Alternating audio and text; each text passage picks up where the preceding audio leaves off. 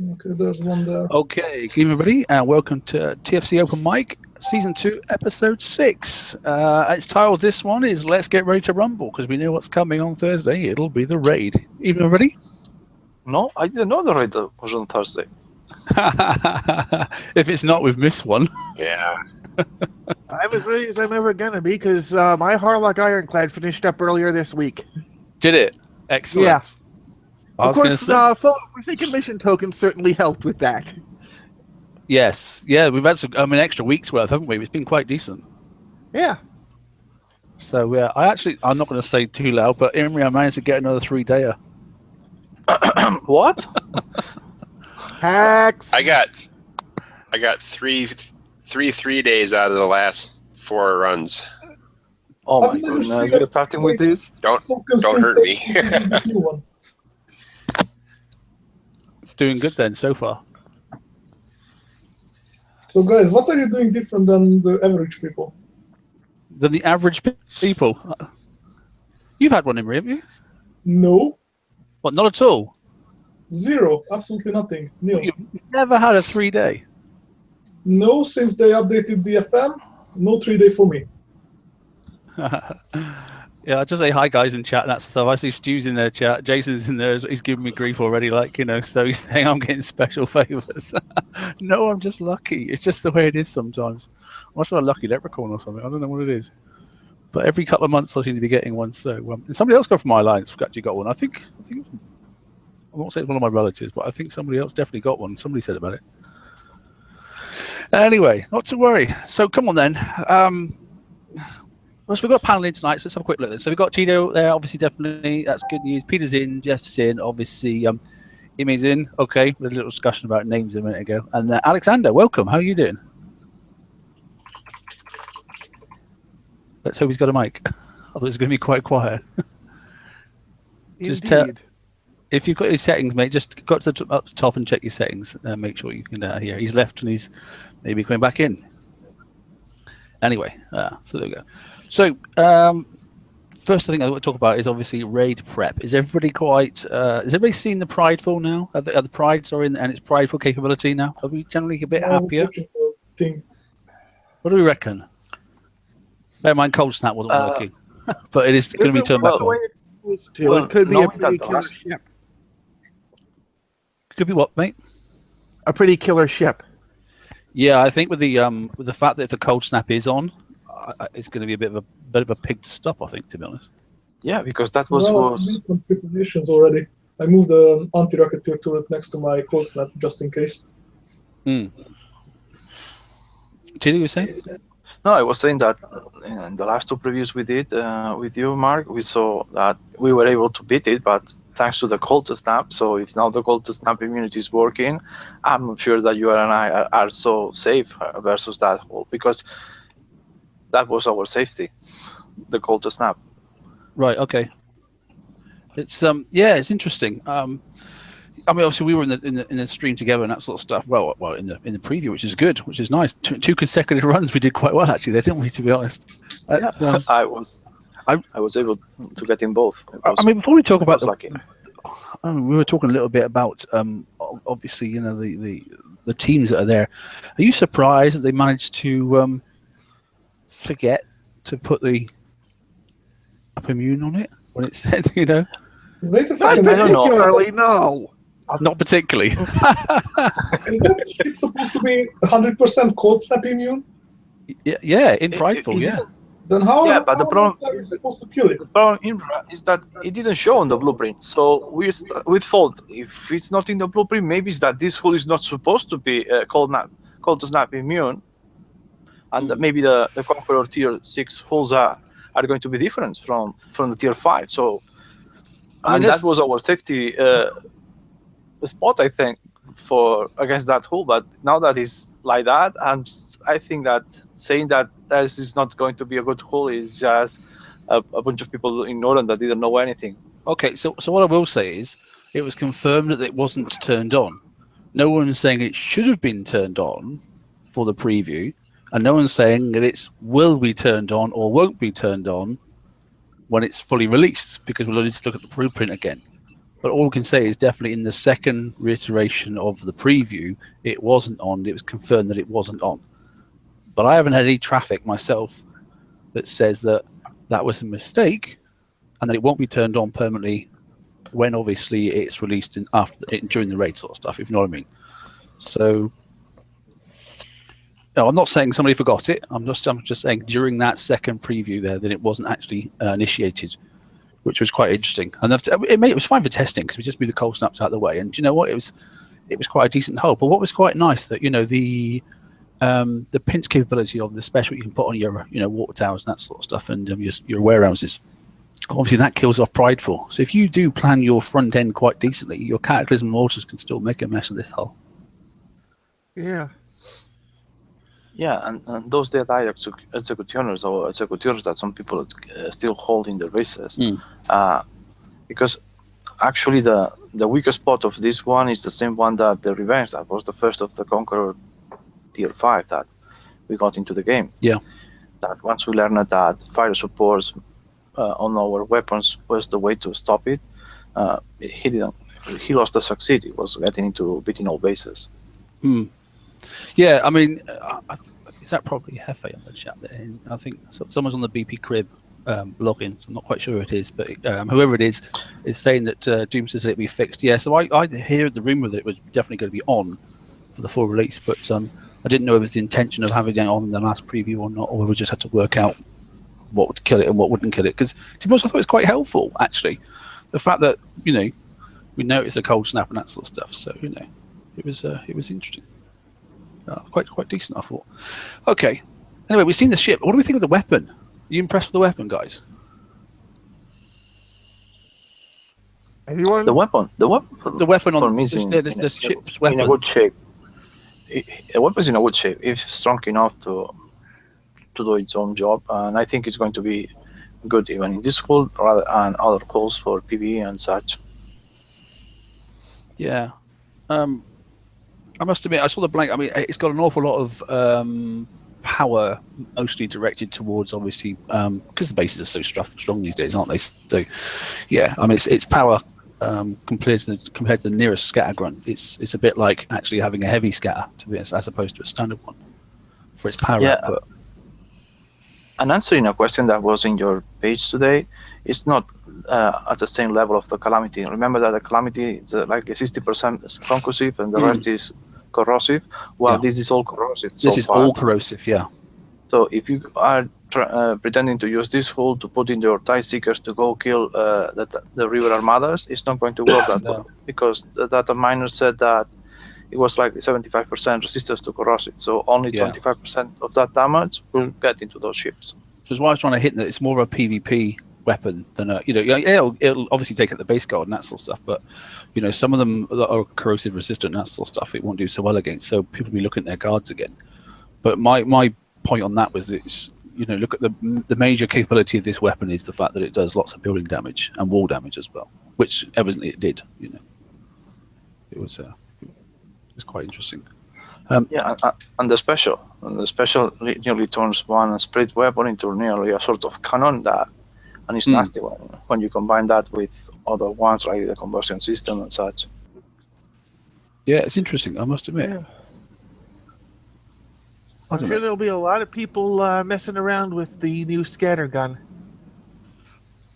You think so? Yeah, just to see what it can do in different situations. Yeah, the thing is, if you can counter though corrosive, then you're laughing, aren't you? True. Because obviously it doesn't have a secondary, or it didn't read as it stood as a secondary at all. But that narrowing aperture made it nice. It made it quite an accurate weapon. I thought, to be honest, the spread was down. Obviously, you could up the splash as well. So it was it'd make a good prep hull, I think, in some respects. It's only the first in the fleet, though, isn't it? We know there's going to be a series of stack of cards sort of concept, but yeah. I mean, obviously, to start with, if people want to get really carried away, they're either going to add one to their tier 5 fleet and then just have one tier 6 hull. They're going to build 3 or 4 of these darn things. Probably let them have Panda Mortars or something, as people do. Just because Panda Mortars are cheap to fix now, so, Yeah, I've actually started putting them on my mortar fleet now. I was originally using the Chaos because it built faster and it repaired faster, but with the drop in repair time for the Pandemonium, I was just like, okay, you get on my ships. Yeah, I mean, I must admit, I was quite chuffed because obviously I've still got a set of old Revengers that I loaded up with Pandos and that sort of stuff, with the Harlock as well. And I'm quite chuffed I've done that now. So it's quite a quick. Yeah, I'm wondering how much did you pay, Mark, for them to make that changes into the Panda, so you can finally start to play with that mega hole you have parked in your dock. Maybe I should just put Pandos on my Man of War instead. We made numbers for you. I think that if you go all Pandas, you have likely 45 case of armor that repairs in 3 minutes. So as long as you don't pass that limit, you're okay. Yeah. Well, I suppose if we could do, it just. It's an awful lot of weapons on that ship for something that dies so quickly because it's just obviously it's statistics for lack of siege capability and it's got assault, but it's a bit of a white elephant, I'm afraid. So what do you reckon in general? Go on, sorry. No, I said I always tell the people the same. It's such a hull that my friend Mark, even in the preview, is not convinced to use that after he sees all the coins he's going to spend just to repair it. Subject I was going to talk about. So obviously, the start of the week, we finished off with the medal rollback, and obviously we got back our uraniums and we got back our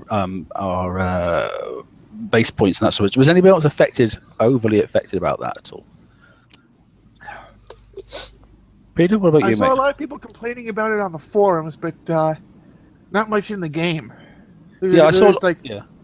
It happens. Move on with the game.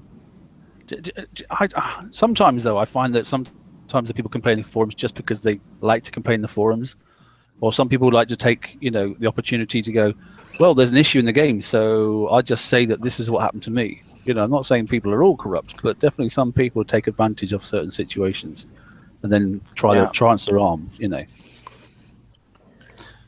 which isn't all that productive, but that's why they always say, right, have you got some video evidence, have you got some stuff? I mean, I don't sit here with a video camera rolling on my screen all the time, but sometimes it does pay to take the odd bit. It's just that I did see a lot of complaining, I must admit, I guess the complaining came after the second batch of tokens that people got, because the first one was clear that was a mistake for 100 tokens of each. If you thought that was coming to any account, you were just crazy to believe it. But after a while, there was a second batch of ones, and it was like one of each. And one of each, maybe someone thought, okay, something got messed here, and Kickstarter was trying to compensate for all the issues that it created, and all the people that thought that suddenly they were up to date with all holes, that they could even just go and scrap the shipyard because there was no use for that shipyard anymore, because they got all the fleets they needed and such. Yeah. So maybe the second part is what took people into the forums to run, because they thought that they got tokens and they didn't have them. Yeah, a lot of people got extra ships and they didn't have them as well, and then they were taken back as well. So a lot of people were a bit sort of like, I've lost part of my guard, or I've lost, half of my fleet, or a complete fleet and that stuff, but I've got back some random stuff like, Seawolves and that sort of stuff, And so people getting duplicates, obviously, in the storage bin. But I don't see anybody after the sort of like, 3 days ago. No, I've heard any further complaints I haven't heard of any outstanding tickets either, to be honest. I didn't find any of the holes I used missing, so in my case, I didn't have any problem. But honestly, I also didn't have any problem getting tokens into my account in any of the 2 batches that they came. I never got any of those, and I'm okay. Anybody else? I had no problems at the time, so I couldn't even look at it. All right, when I got up in the morning, I just heard about the events, and that's about it for me. Right. Okay. It's unfortunately, I think they were fixing it during actual work, office hours. Obviously, in obviously California, which is quite decent, because for me, then that's obviously the middle of the night. And by the time it sort of came to light, well, obviously there was definitely a tokens glitch and that sort of stuff, which was like 4 a.m. in the morning in a weekday, so I was definitely not up around that time. But not even them. were trying to fix it, and I think that somebody in that office didn't go to sleep that night, because if you look at the times they were posting, that was past the midnight for a lot of them. I think that some of them maybe went to sleep over 4 and 5 o'clock in the morning that day. So the mess was big. Yeah, I PM'd actually Doom that night, and I did say, "Mate, you're working late tonight." He went, "Don't ask." He says he was getting delirious. You really don't want to talk to people who are working that late, especially when they're doing like software-related stuff. Yeah. But I mean, these things happen, don't they? I mean, it's not ideal, it's not perfect. I don't know how they managed to bring in other issues. I don't know how it works. I mean, I'm no programmer and that sort of stuff in it, but it is interesting where the linkage between, it's a bit like a hive, I suppose, isn't it? You disconnect one bit and it seems to break all the other bits. So it's an interesting. I don't even pretend to know how it works. I just want it to work, as far as I'm concerned. So, and when it doesn't, it's pretty catastrophic for some people, isn't it? So, indeed, it is. But the medals table seems to be roughly back to normal. Wouldn't you agree? Sort of like 5:30. I think it's about the top now. That sort of stuff. Yeah. Let me check. At least in. Honestly, yeah. Go ahead. I interrupted you. No, it's okay. You go on to it. We're just going to go and look at the medal table. So Pete's going to do that. Yeah, I'm just looking at the medal tables in Sector 331, which is where my alliance is right now. Mm. And the top player here has 624 medals. All right. Well, that's quite a decent amount, isn't it? Yeah, I suppose. How's that on the global chart? Global. Come on. Highest is, believe it or not, our old friend J-Boy at 716. Good old J-Boy, eh? Yep. I was just like, J-Boy 657. Now that name seems familiar. My medal table was not moved in God knows. I'm even doing the glitch and that sort of stuff and all the things that went wrong. I didn't lose any medals. I haven't gained any medals. It's just sat the same. But then again, I'm not really much of a base hitter these days. I didn't seem to have any. I've never been much of a base hitter. I have maybe 26 medals, and that's from people who screwed up. Oh, really? Yeah. Yeah. Like one of them just decided, for some reason, he decided to sit right in front of my first turret battery and die. I was like, dude, come on. Well, I'll tell you what, if the rifle was about as good as it is when it was in the preview there, I'll be quite content with my base because it was doing all right. But I know it wasn't the case because obviously there's the cold snap was ineffective. So I think I'll be the same as everybody else and we'll be getting walked for a little while. So, Yeah, that's how it goes with every new Conqueror hull. For a while, people get steamrolled, and then people figure out how to defend against it, and back and forth. You know how it goes.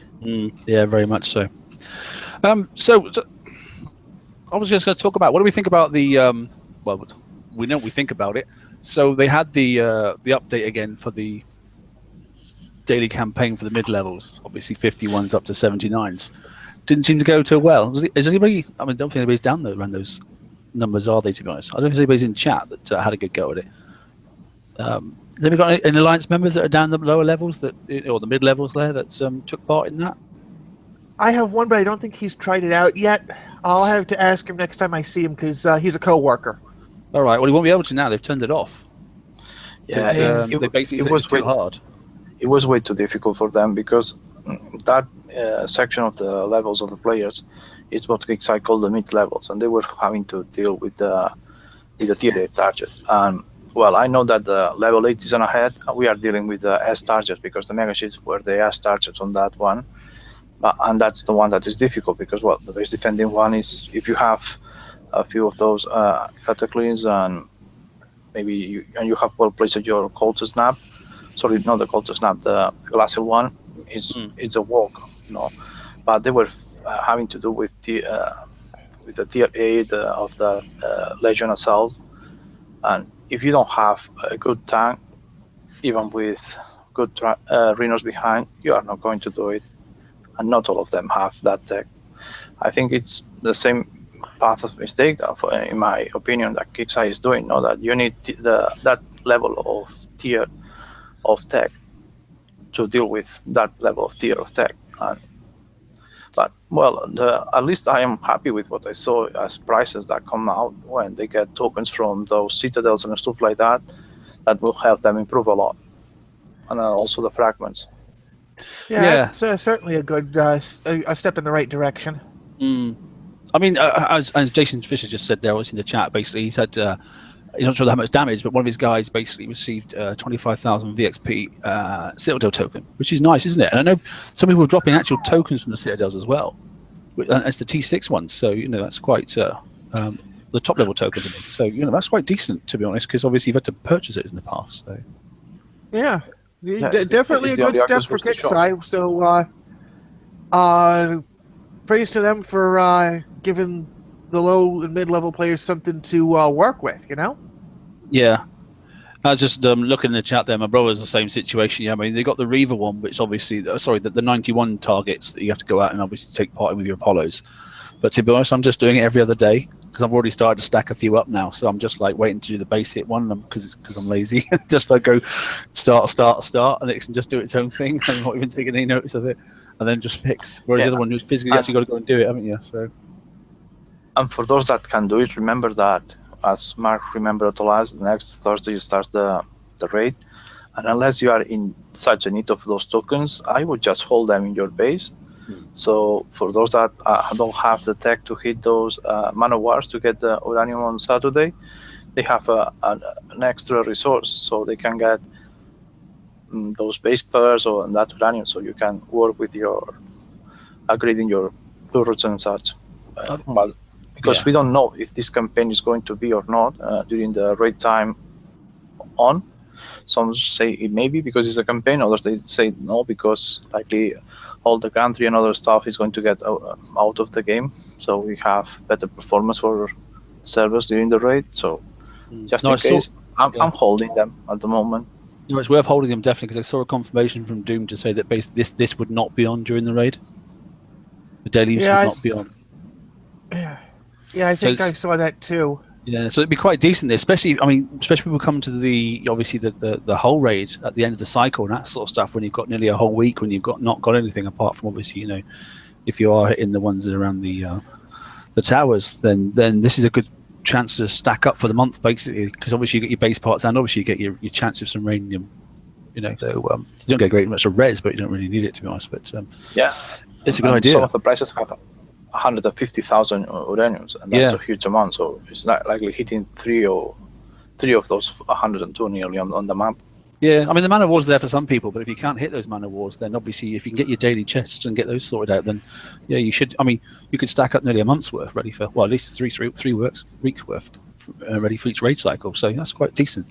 Yeah, it's a nice bonus, and that's why you're looking at it, to be honest. Anyway, not to worry. So what have we got now? So we've got quite a few people here. So what? Everybody cannoneering? Are they just out of interest for the raid, or is anybody using? I'm going to be using the Ironclad because I don't have cannoneers. Okay, all right. So you're hoping that the A set's not going to have changed, or you're going to go with 74s, or you've got a different plan?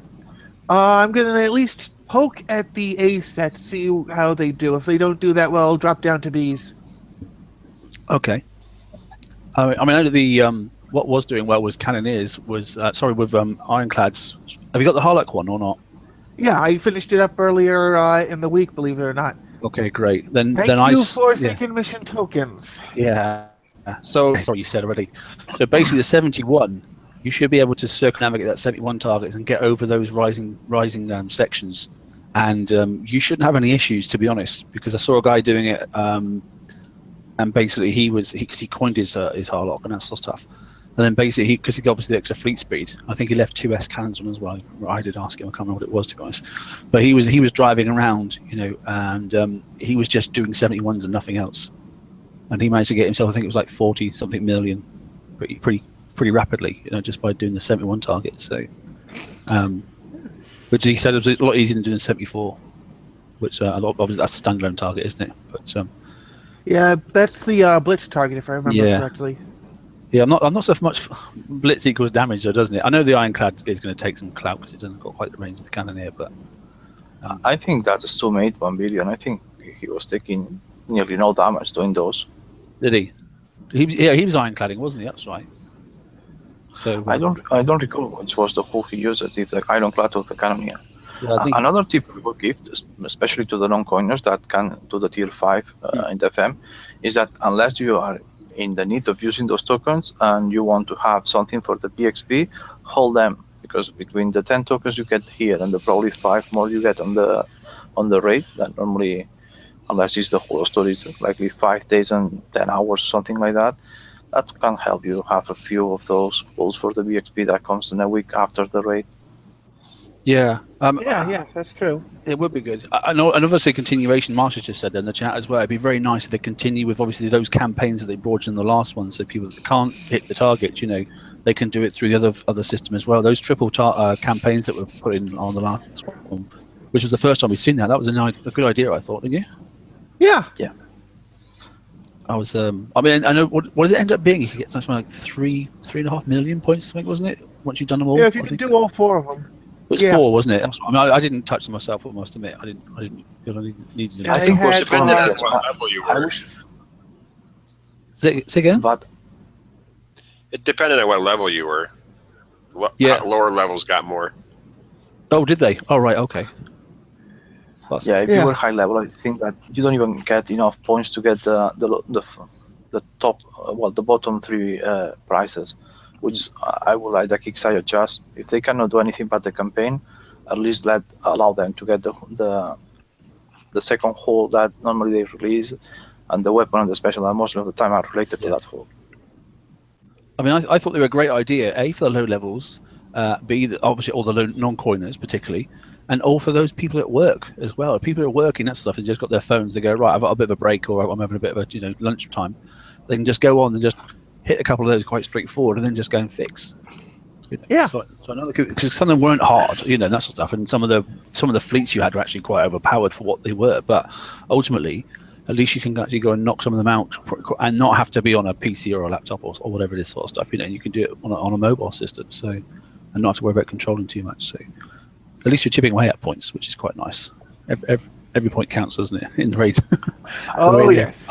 You better believe. I prefer other ways of holding them. I prefer, if you are not a big coiner, just to go up with armor, and just when you get the chances before you go to sleep, just start hitting as many as you can before you lose all of your ships, and then put it to repair during the night. Normally, that armor will give you likely 7, 8, or 9 hours of repairs, but because of the half repairs, probably before you wake up, that fleet is already repaired. And if that day you want to wake up 1 hour earlier, you can try to do the same again before you go to work, and allow those ships to repair while you're at work. I do that normally a lot of times, and for example, in the last raid, we were needing 42 or 43, and in between 2 days, without having to coin, just using that tactic, I was able to have like 16 of those sets done every day. So on Saturday I was done without having to spend much. I think I spent much on refits rather than on the raid itself. Yeah, no, definitely agree. No, it's It's a method I used to use all the time. I must admit, if I was, and I was never one of the highest level players and that sort of stuff. But I always armored my ships right up to the top, as max as I could, sort of stuff, and I would just keep going until they died. And I'd log on a certain time in the evening, and making sure they were fixed in the mornings, get up a little bit earlier, and then smashing them again. But sometimes it's more easy to explain now how we do it, rather than they thinking that we are massive coiners or that we are hacking or something like that, or that you're always here and there. And no, if you plan well what you are doing, the game is not as expensive as some people think. And the Apollo raid was a classic example of that. I mean, I armored up my Apollos and that sort of stuff, only with 2 D5Ms and one, I think it was one D1M, I think it was. Whereas a lot of people went absolutely armorless free and that sort of stuff. So yeah, they were getting quick fixes, but obviously they were taking the damage as well. So while they were fixed quick, they wouldn't stay in as many battles. Whereas I went the other way. Mine managed to stay in far more battles. So I just managed to stay on the same game basically for longer, and then basically in the evening, when they were dead, That was it. But they were always fixed by the morning, so I wasn't too worried. But anyway, all's good. So I hear then the rumor is that there's definitely something wrong with the Cannoneer speed boost. Is that right? That's what I've been seeing. Yeah. I saw a confirmation of it. Yeah, go on, buddy. Yeah, it's. I don't think there's anything actually. Well, originally there was a rumor that the stacking ore on the Cannoneer wasn't working, but me and George discovered that it's working better than intended. Oh, right. So what happens, and a lot of people were running little experiments with it, but they were using their own ships mostly. And so what is happening is that stacking bonus is taking place as soon as you enter a battle, because they're all overlapping at that point. So any experiments afterwards, so once you split a ship off or two ships off, that bonus was staying, that it was maintaining it. So it appeared that you weren't getting the bonus because you were getting that bonus as soon as you went in. So if you did any experiments with two hulls and then sort of cross beams or whatever, like the you would see that your whoever you were in a co-op battle with could charge, quote unquote, charge your Cannoneer, and it would maintain the speed and reload bonuses afterwards. So it's so it is working. I mean, there was a lot of other stuff it looked like it wasn't working just because it was working from the moment you entered a battle.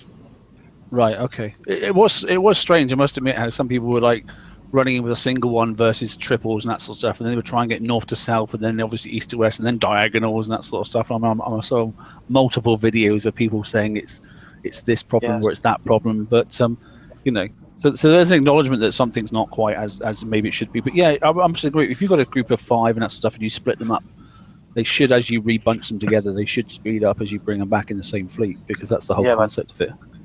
Well, the issue is if you watch the video that Jefe and George did, is you see clearly, especially when you start to see that if both were inside of that same target, they could boost the other Cannoneer ships just using the outers of the other one. Really? So you can use a friendly force ship and boost his speed as well? Yes. Yeah. Exactly. The experiment that we run is George had 4 ships with a lower base speed than my single ship. And so we would start off normally.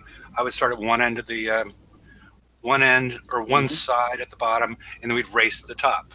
And even though my base speed was higher because he was stacked with 4, right, he would make it there. He would make it all the way to the other side, and I was about 2/3.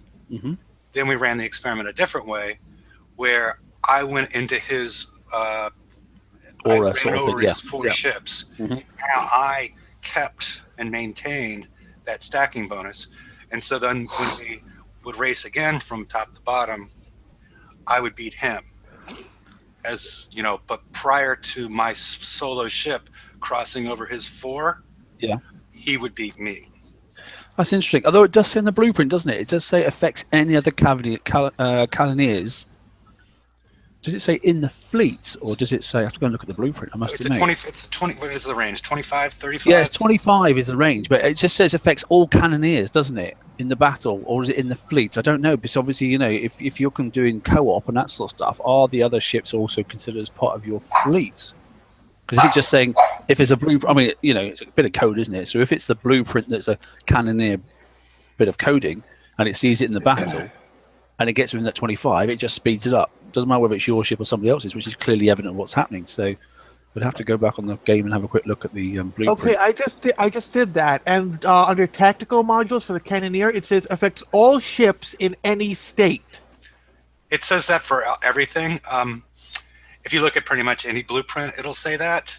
What you need to look is the under special abilities. Yeah, that's what I was looking at. Trying to find the special abilities bit. Yeah, it has a range of 30, and all it says is it says affects ships. Just and ships? type friendly. Yeah, but then if you're going into a co-op battle with someone else who also had a Cannoneer fleet, then theoretically, since you have a friendly fleet with your fleet, the bonuses from both fleets would overlap. Yeah, definitely. So you get, if they had Covenant, do you know what? Yeah, you could have a double effect there, couldn't you? Because if they had them and you had them, then you give your bonus to him, and then he give his bonus to you. Yeah, you could have a stack of 10. The problem seems to be further that the script that is working that aura is the typical sense of do while we are in range, And the problem is that they probably messed that script and didn't type the last part that normally is undo, meaning that once they are separate, they are not all together, that script shouldn't work. And it seems that each time you go, you just repeat the script over and over. So if you were starting the map and you were starting just to cross areas one with another, you could end with a stupid speech just crossing the map. I mean, I don't think it's the case, because it says, I mean, actually, when you read the front screen of the blueprint, it says that so also features a stacking aura which provides combat speed, turn speed, and accuracy for each cannoneer in the field. It actually says cannoneer. I know it doesn't say it in the stats, it just says ship, but actually on the front splash, it says cannoneer. Yeah, but we must understand that there must be a max that is 5 or 10. Probably you could stack over 10 and you keep going. Yeah, it probably is. I mean, but it does say each cannoneer in the aura, so it would be other people on co-op as well. It would affect their cannoneers as well, definitely. But the only issue or potential issue that's going on is that you maintain that bonus once you go outside of that range of 30. Which it shouldn't happen. Yeah. I don't know. I mean, it could be working as intended, but this is the way it's currently happening. No, it says on the front there, it says it has to be with the aura. So you should drop it as soon as you go outside that field, which you said was 30, and you should lose that speed bonus. A bit like the wake module, same sort of concept. Yeah. When that was about. I mean, so it's not a new mechanic. The mechanic's already been in the game for a long time, because that's how the wake module works. You drag things around behind you, and I can imagine it's the same, a very similar piece of coding, just applied to a different blueprint. But sometimes a line of code that you are missing, and you can create that sort of bugs. No, I get you. I get, yeah, definitely. And also, those were probably two very different teams, or maybe might have been a team in between the wake module and the cannoneer. So Stu's things basically say, any tips for the Ironclad players, guys, for the raid? Because obviously he's a monster. This is I'm talking about. He was in on the Tuesday show, so he's back in that sort of stuff, and he's obviously ironcladding. So he's. If you are going Ironclad, the first suggestion is that you don't use the cannon system 4 that you got from the TLC. You are better running the one that comes from the cannon accelerator bombs. Yeah. And if it's not the only fleet you have, so you can hit those Mines 97s and also those Dracuranium bases, I would change at least 6 of those Mausers you must be using for Millenniums, if you get them now or if you already have them, because the Millennium was working better in the raid targets rather than the Mauser. I would just keep 1 or 2. So when you encounter that cluster that have the EMP, you can use that splash damage to trigger the EMP stun effect. That helps a lot, especially when you are messing with the driving and you get too close to that target, because that gives you a few seconds, so you can run away without getting that much damage. Yeah, well, and I know a lot of people. Ironclad has full stun resistance. Yeah. The good thing I like about the Ironclad is it's really, really decent, and the Mauser particularly. At the current targets for base parts, I know they're going to move on to other things, but the Mauser is definitely the weapon to be using at the moment. Just that splash effect, and they're taking out massive clusters on the old, even the 97s and that sort of stuff.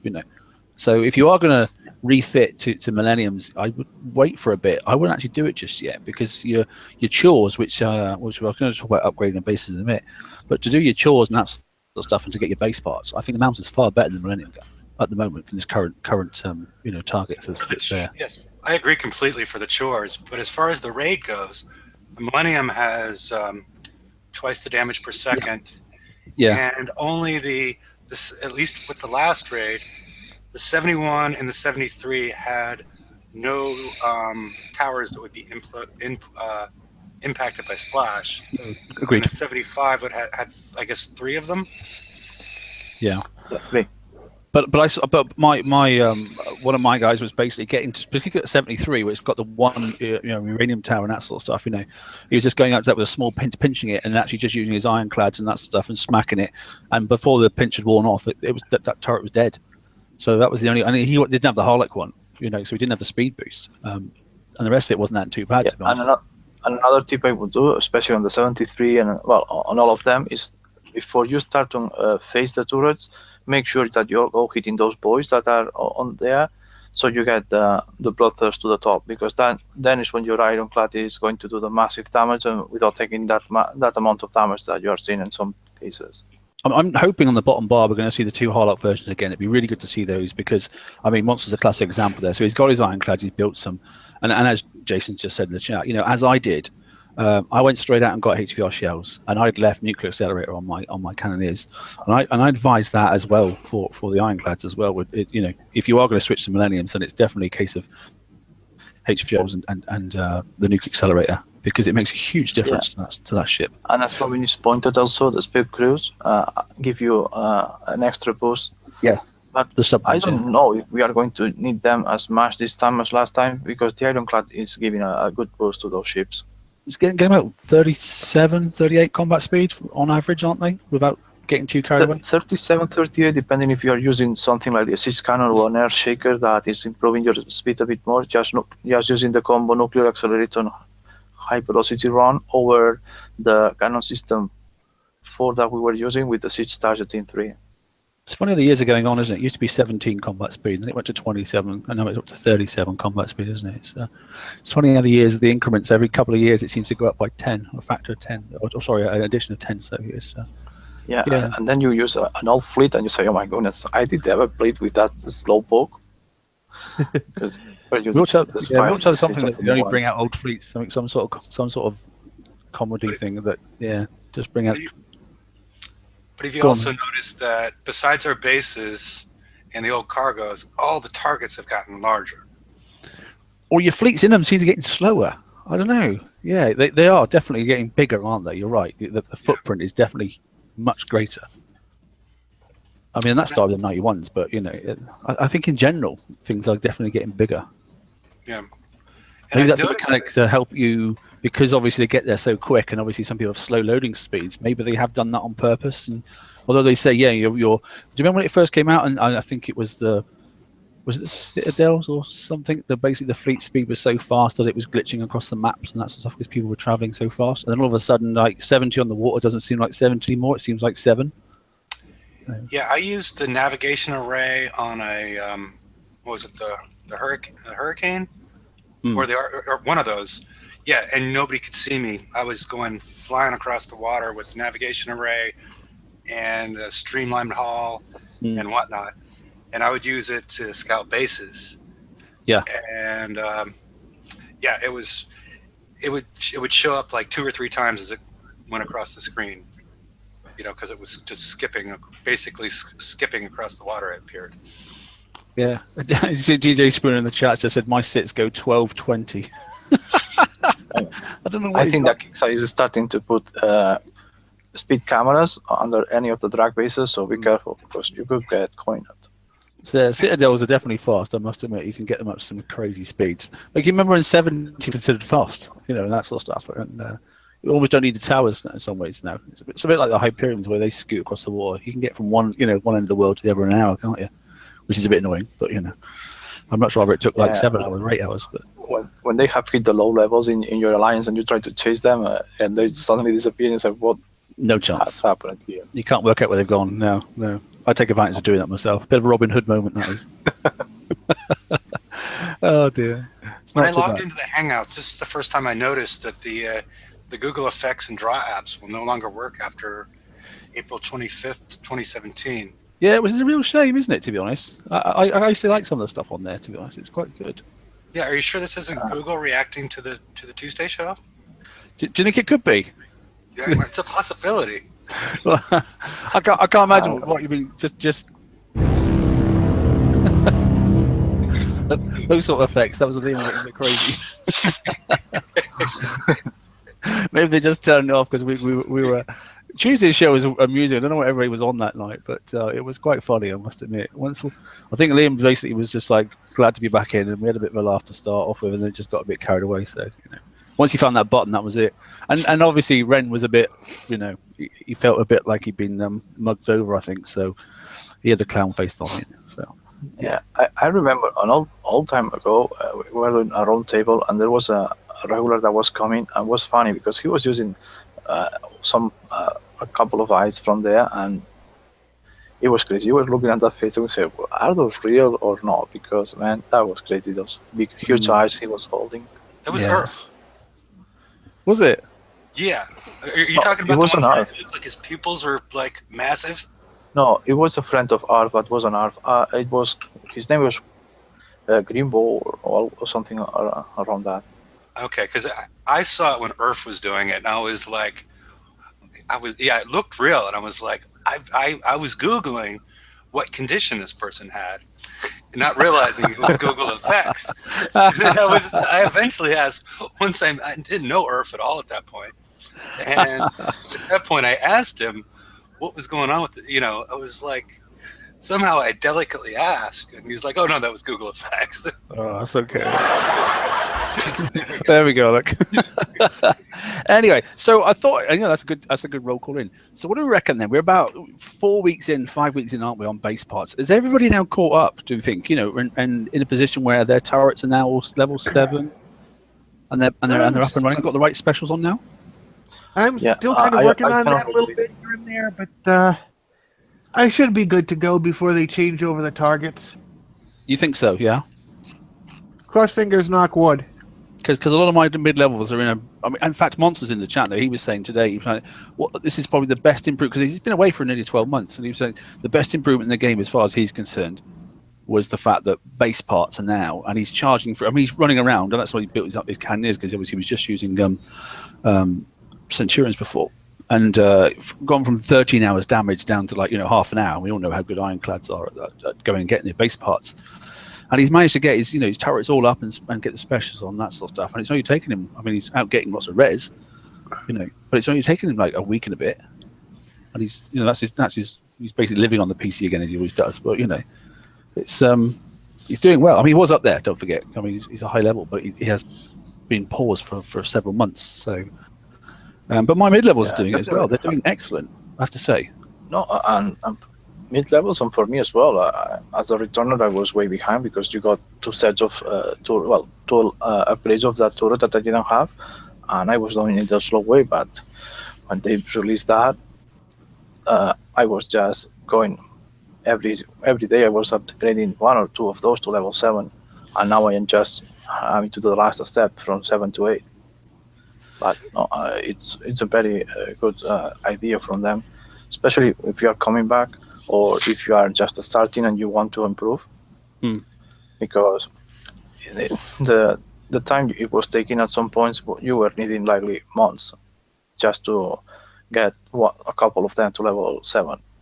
Yeah. It was 14 days or that sort of stuff for some of the things, weren't it? And then obviously now it's quite nice, because I'm doing the same. I don't really use a great deal of base parts now, because I'm virtually, well, I am there on all my turrets. But I did scrap one of my warehouses, because it obviously had armor on it, protection, and I wanted to get rid of that sort of stuff for my front line. So I scrapped it, and I got it back up and running again, literally within 20 minutes.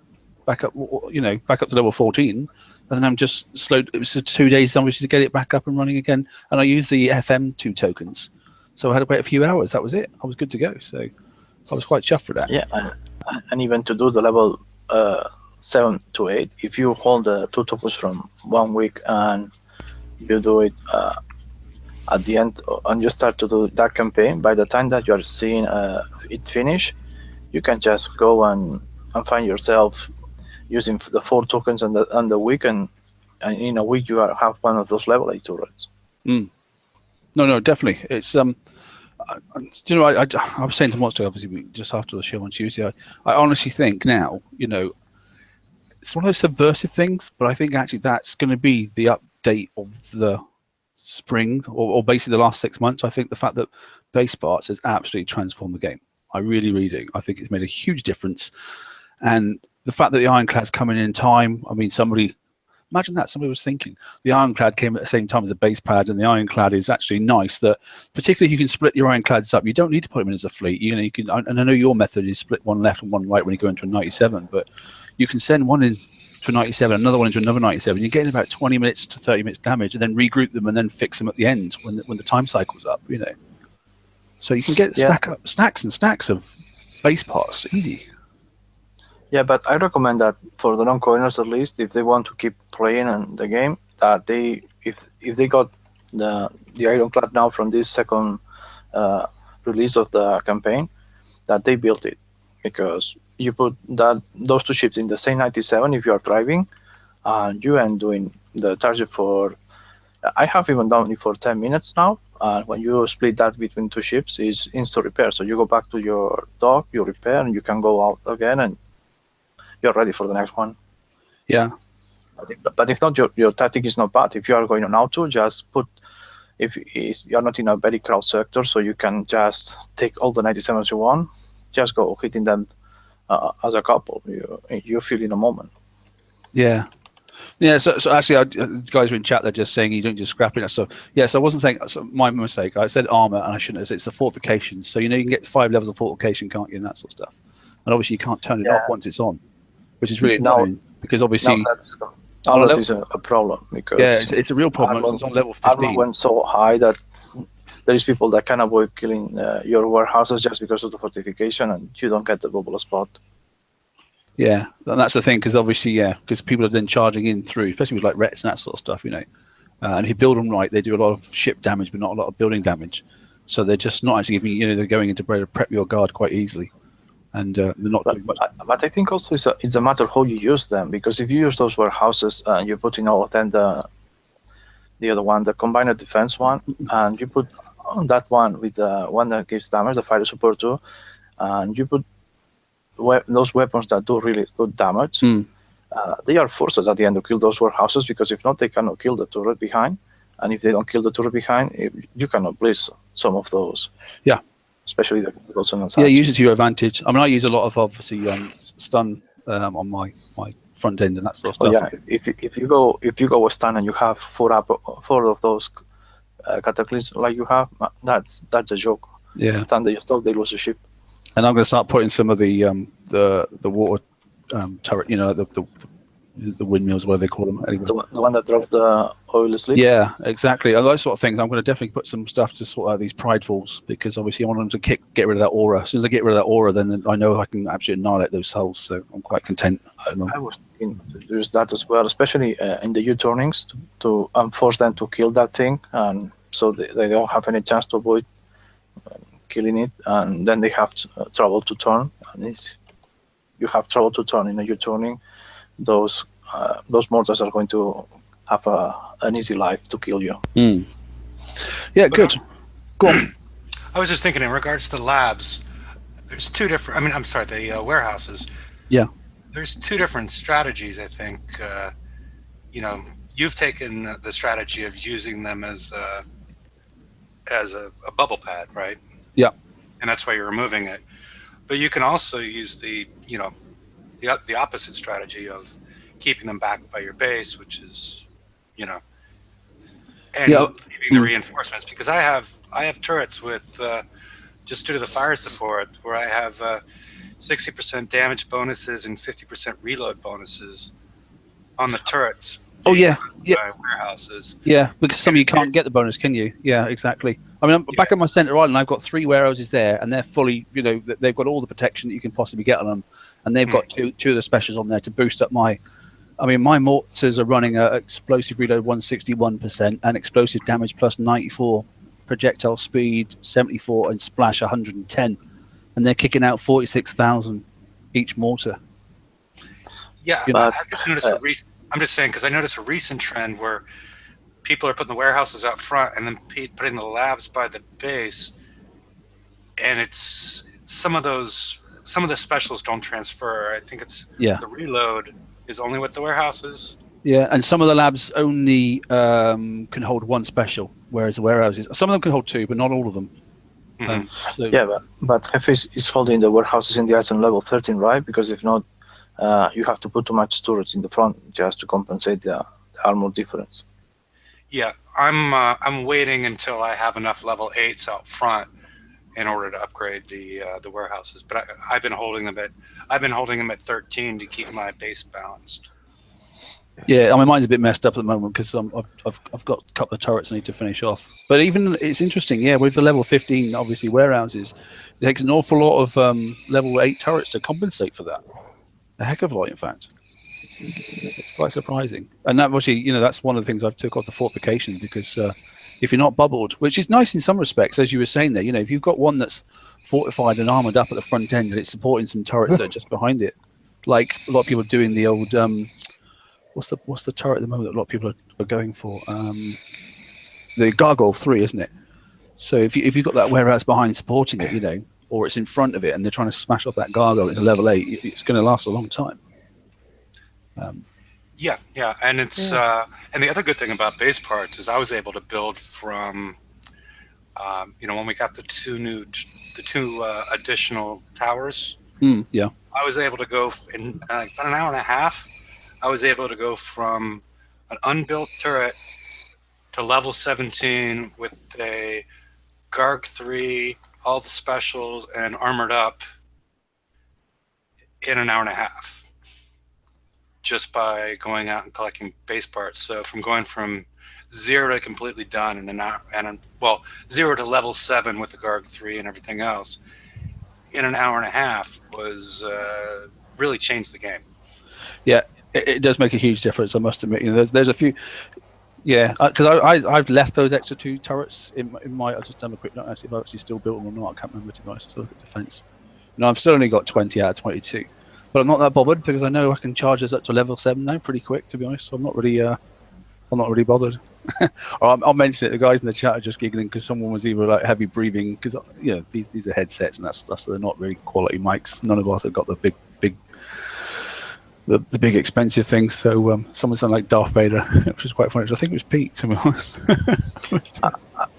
I think he was. I muted him just in case, and it disappeared. So maybe it was. I'm not so sure. You have to unmute yourself, mate, when you want to talk. Anyway, I muted myself at first. I thought it was me. I stopped talking.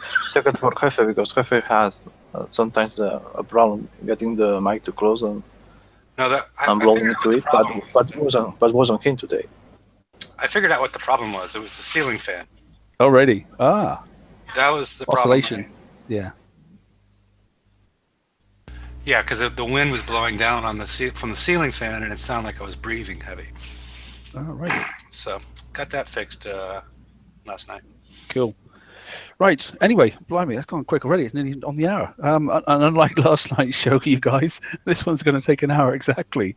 One thing I want to say is, obviously, we know what's coming for the lovebirds out there. It's going to be obviously Valentine's. So I don't think the update or our show will be on the 14th. I think we'll be waiting until the Wednesday because that's normally what happens. I've got an inkling already from Doom. I'm pretty sure he said the update will be coming on the Wednesday, which will be the 15th. And if that's the case, then that's when we will do our show. Get the huge pack of popcorns and jump from yours to ours, and they can keep going. So they've got no excuse, okay? No excuse not to do something on Tuesday, all right? Because, we can jump from one to the other. Exactly that. They always do something, but the question is it going to be good for us? Well, yeah, that's a fair point. But generally, the release of the raid information is definitely coming out the Wednesday because that was already been mentioned. So I'd be highly surprised if we're not going to delay it, this show, obviously the live until that Wednesday itself. So has anybody got any other points before we close this evening? No, I think we covered the tactics and strategics to use, and I don't know if anybody in the chat has some other question. Anybody else? I haven't seen nothing too much, to be honest. I think everybody's generally it's always the calm before the storm the week before the raid. I always find that people are just settled in. I mean, I'm just saying really chuffed that we just actually, I think the fact that it's a short month, I get that in February, but it's really nice the fact that I think people have gained an extra week of tokens. A, they've been able to catch up with those that are a little bit behind, but B, they've got obviously potentially, 12 or 9 or 12 or whatever it is tokens that they can help towards getting themselves prepped, which is nice. It's good. Right, if that's it, then we'll wrap it there, I think, to be honest. We'll say good night to everybody, and I'll say I'll probably speak to you on Wednesday, not before, and we'll go through and see what the prize pack is and that sort of stuff, and see if there's anything that's surprising in there. Good night, everybody. Good night. Good night, everybody. Good luck. Good luck.